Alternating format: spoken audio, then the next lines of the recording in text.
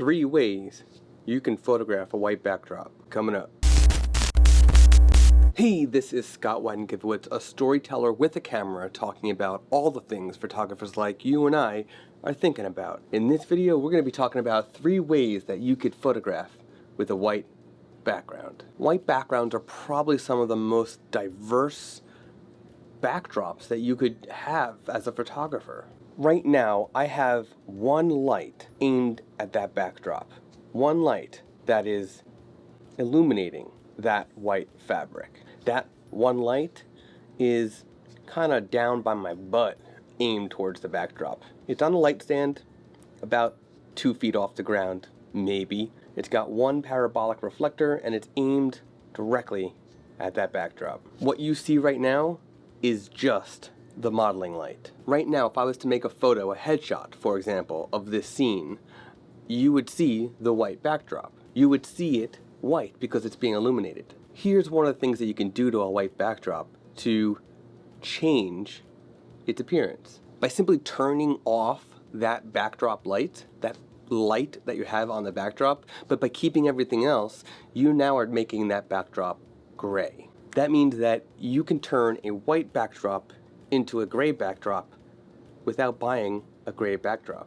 Another thing that you could do is simply take something like, let's say, a funky hat and mount it in front of your light and sort of make a scrim, some sort of effect on top of using shadows. Think of it like hand puppets, but for your backdrop. Now, there are actual things that create these effects that if you don't want to use a hat, you can actually buy one for your strobe. But otherwise, you can get cinefoil, which is this sort of black tin foil, black aluminum foil, and you can cut it into different shapes, and it can take the heat, whereas a hat won't be able to take the heat for too long. Last but not least is the ability to change colors to whatever color that you want. These are from Magmod. These are colored gels for a small strobe, for a small flash, like the Nikon SB800, SB900, and the LumaPro 180. I'm just showing these for example. Magmod is actually coming out with larger ones. Their Kickstarter project just finished, and they're now making larger ones for the big strobes. There's a lot of brands, Rosco makes them, and so on, but these are gels. This is a blue, it's actually a gel for cooling down a scene if it's too warm. So this is actually one of those. And you can see just by holding it over, everything that's through it is now cooler, is now cooler. But if I hold it in front of the light, it's also gonna make the backdrop blue. You like that blue tint? We can also make it green, we can make it red. Now there are many types of colored gels, and there are ones for special effect, there are ones for color temperature. The ones that I have are for color temperature.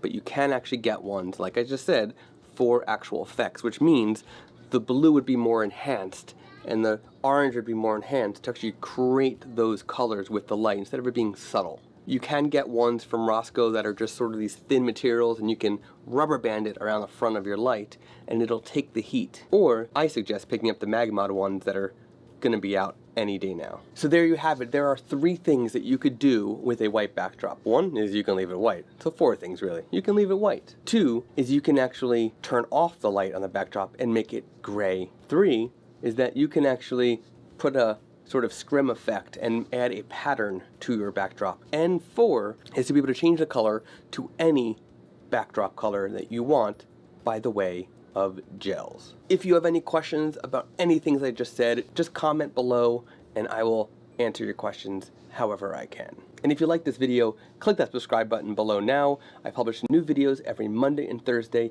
You don't want to miss it. And be sure to karate click that notification bell. See you in the next video. A quick thank you to Mac Worldwide Warranty, a leader in camera and electronic warranties around the world and a family-owned and operated business in New Jersey in the United States. They partnered with me to create these videos, so keep them in mind next time you need a warranty for your gear. And next time you're in New Jersey, stop by their retail store.